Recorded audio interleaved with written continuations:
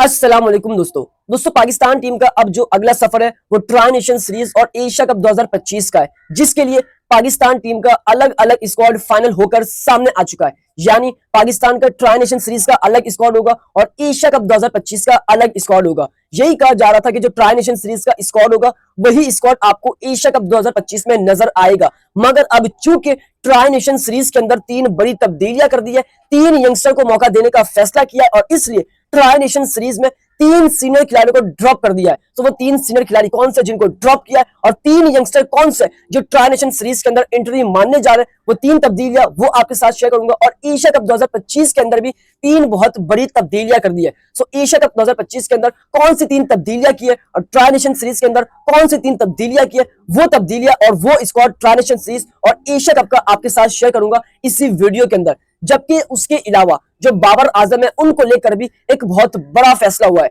यानी बाबर आजम की वापसी कब होगी एशिया कप या ट्राई नेशन सीरीज के अंदर, इसको लेकर एक बड़ा फैसला हुआ है। और जितने भी बाबर आजम के फैंस हैं उनके लिए एक बहुत बड़ी खुशखबरी है। सो बाबर आजम को लेकर क्या फैसला हुआ है, वो कब वापसी करने जा रहे हैं, वो आपके साथ शेयर करूंगा इसी वीडियो के अंदर। मगर आप तमाम फैंस से रिक्वेस्ट है कि आप तमाम फैंस इस वीडियो को एंड तक देखना, ताकि आपको पाकिस्तान टीम का एशिया कप और ट्राई नेशन सीरीज का अलग अलग स्क्वाड के बारे में मालूम पड़ सके और बाबर आजम को लेकर क्या फैसला हुआ उस बारे में भी आपको मालूम पड़ सके। इसलिए वीडियो को एंड तक देखना। लेकिन उससे पहले आप तमाम फैंस से छोटी सी रिक्वेस्ट है कि आप तमाम फैंस इस वीडियो को लाइक और इस चैनल को सब्सक्राइब और बेल आइकन पर लाजमी क्लिक करें। दोस्तों सबसे पहले मेरा आपके लिए छोटा सा और सिंपल सा सवाल है। वो सवाल ये कि आपके ख्याल में ट्राई नेशन सीरीज और एशिया कप 2025 के अंदर किसको शामिल करना चाहिए, वो नाम आप हमारे साथ कमेंट बॉक्स में लाजमी मेंशन करें। बट सबसे पहले बात करते हैं हैदर अली को लेकर एक बहुत बड़ी अपडेट आई है। यानी आप सबको मालूम होगा कि जो हैदर अली है वो इंग्लैंड में मौजूद थे। मैनचेस्टर पुलिस ने उनको गिरफ्तार कर लिया था खातून के चक्कर में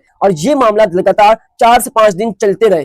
और जो हैदर अली है उनका मोबाइल भी गिरफ्त में कर लिया था, लेकिन उसमें कुछ नहीं मिला, सो उनको मोबाइल वापस कर लिया। मगर अब जो हैदर अली का वाकया पेश आया खातून के साथ, सो उस खातून ने हैदर अली का जो केस है उसको वापस ले लिया। यानी हैदर अली अब फारिग होने जा रहे हैं। हैदर अली का जो मामला था वो अब सॉल्व हो चुका है और हैदर अली 3 से 4 दिन में अपने वतन यानी पाकिस्तान लौट जाएंगे। जो खातून थी उन्होंने अपना केस वापस ले लिया है, क्योंकि उनके चक्कर में ही हैदर अली फंसे थे। और अब हैदर अली को लेकर काफी कंट्रोवर्सी फैलाई जा रही है कि हैदर अली ने ये सब किया है, लेकिन खातून ने एतराफ कर लिया कि हैदर अली ने ऐसा कुछ नहीं किया। सो हैदर अली को लेकर यही अपडेट है कि वो 3 से 4 दिन में अपने वतन लौट जाएंगे और जो खातून है उन्होंने केस वापस कर लिया है। सो अब उसके बाद बात करते हैं पाकिस्तान टीम का जो अगला सफर है वो ट्राई नेशन सीरीज और एशिया कप 2025 का है, जिसमें ट्राई नेशन सीरीज अफगानिस्तान और यूएई के दरमियान खेली जाएगी और 7 सितंबर को उसका फाइनल है। उसके बाद एशिया कप आपको 9 सितंबर से नजर आने जा रहा है। सो इसके लिए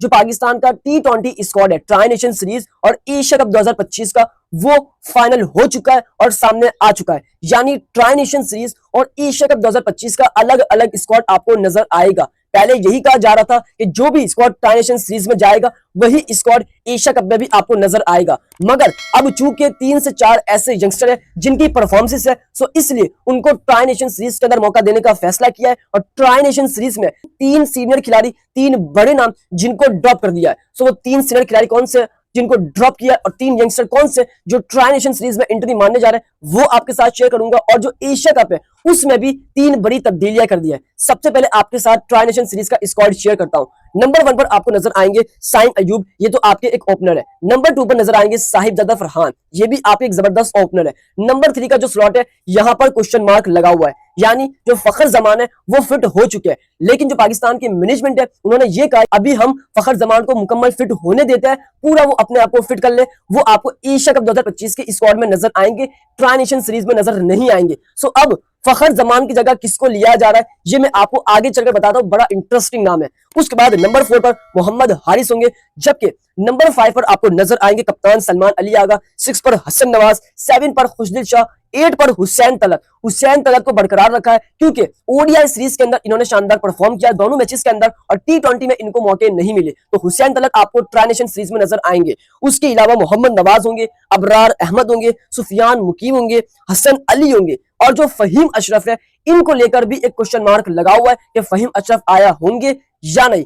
क्योंकि पाकिस्तान की जो मैनेजमेंट है वो फहीम अशरफ को ड्रॉप करना चाहती है, लेकिन अब जो फहीम अशरफ का बैकग्राउंड है वो काफी मजबूत है। सो इसलिए फहीम अशरफ को लेकर अभी भी क्वेश्चन मार्क बना हुआ है। लेकिन अब जो पाकिस्तान के ट्राई नेशन सीरीज में एंट्री मारने जा रहे यंगस्टर, उसमें एक अब्बास आफरीदी है जो कि एक शानदार ऑलराउंडर है और इनका नाम फहीम अशरफ की जगह लिया जा रहा है, यानी फहीम अशरफ को ड्रॉप किया जा सकता है और अब्बास आफरीदी उनकी जगह एज अ ऑलराउंडर खेल सकते हैं। सो अब्बास आफरीदी एंट्री मारने जा रहे ट्राई नेशन सीरीज में। उसके अलावा जो सलमान मिर्जा है वो भी पाकिस्तान के ट्राई नेशन सीरीज में एंट्री मारने जा रहे हैं। बांग्लादेश के खिलाफ शानदार परफॉर्म किया, वेस्ट इंडीज टूर में इनको ड्रॉप किया तो पाकिस्तान की मैनेजमेंट पर काफी तनकीदें हुई। सो इसलिए सलमान मिर्जा की ट्राई नेशन सीरीज के अंदर वापसी कर दी है। उसके बाद जो अगला नाम है वो अहमद दानियाल है, यानी अब्बास आफरीदी, अहमद दानियाल और सलमान मिर्जा, इन तीन यंगस्टर को मौका दिया जा रहा है ट्राई नेशन सीरीज में और इनकी जगह एक शाहीन शाह अफरीदी को ड्रॉप किया जा रहा है, एक Haris Rauf main senior bowler से इनको ड्रॉप किया जा रहा है और तीसरा नाम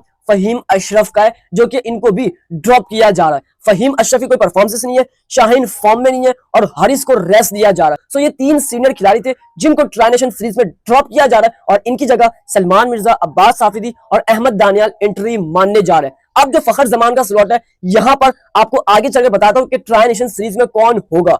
अब बात करते हैं एशिया कप 2025 को लेकर, उसमें पाकिस्तान टीम का कौन सा स्क्वाड फाइनल हुआ है। नंबर 1 पर वही आपको साइम अयूब नजर आएंगे, 2 पर साहिद फरहान नजर आएंगे, 3 पर आपको फखर जमान नजर आएंगे।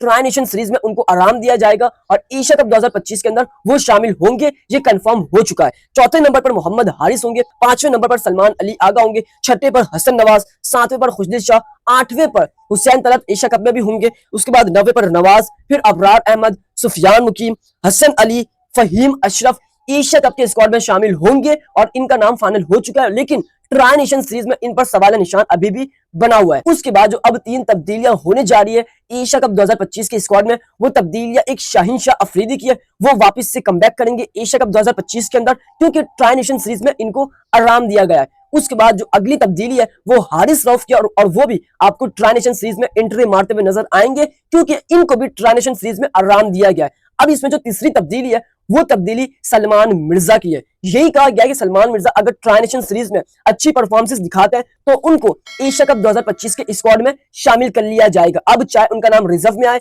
या पाकिस्तान के स्क्वाड में, लेकिन उनकी अगर परफॉर्मेंस आती है ट्राई नेशन सीरीज में तो उनका नाम एशिया कप में भी आ जाएगा। तो ये 3 तब्दीलियां एशिया कप के स्क्वाड में भी आपको नजर आ रही है और यही स्क्वाड 100% आपको नजर आएगा ट्राई नेशन सीरीज और एशिया कप 2025 में। सो अब आपके ख्याल में पाकिस्तान के ट्राई नेशन सीरीज और एशिया कप 2025 के स्क्वाड में क्या तब्दीली होनी चाहिए, किसको अभी भी ड्रॉप करना चाहिए और किसको शामिल करना चाहिए, वो नाम आप कमेंट बॉक्स में लाजमी मेंशन करें। अब उसके बाद बात करते हैं कि जो बाबर आजम है उनको लेकर एक बड़ी अपडेट है, यानी उनकी वापसी पर एक बहुत बड़ा फैसला हो चुका है कि बाबर आजम पाकिस्तान के T20 स्क्वाड में कमबैक करेंगे या नहीं, ट्राई नेशन सीरीज में कमबैक करेंगे या नहीं, एशिया कप में कमबैक करेंगे या नहीं, इसको लेकर एक बहुत बड़ा फैसला हो चुका है। अब फैसला यह हुआ है कि जो ट्राई नेशन सीरीज है उसमें तीसरा स्लॉट फखर जमान का खाली है क्योंकि फखर जमान को मौका नहीं दिया जाएगा, उनको डायरेक्ट एशिया कप के अंदर मौका मिलेगा। सो अब ट्राई नेशन सीरीज के अंदर तीसरे स्लॉट पर कौन होगा, क्या बाबर आजम होंगे